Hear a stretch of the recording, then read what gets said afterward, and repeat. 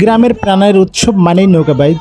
আজ আপনাদের নিয়ে যাচ্ছে গোদারার সেই ঐতিহ্যবাহী নৌকাবাইজে, যা চলছে টানা ৬৫ বছর ধরে। বর্ষার জলে ভরা নদীতে শত শত মানুষের ভিড়, ঢাকঢোলের শব্দ আর নৌকার পাল্লা, এ যেন এক উৎসবের আমেজ। গোদারার এই নৌকাবাইজ শুধু প্রতিযোগিতাই নয়, এটা একতার প্রতীক, গ্রামীণ ঐতিহ্যের গর্ব। পুরনো নৌকা, অভিজ্ঞ মাঝি আর তরুণদের শক্তি মিলিয়ে তৈরি হয় এক অনন্য দৃশ্য। হাজারো দর্শকের চিৎকার, বাঁশির সুর আর করতালি। এই মুহূর্তে সবাই ভুলে যায় দুঃখ কষ্ট, থাকে শুধু আনন্দ, ঐক্য আর গর্ব।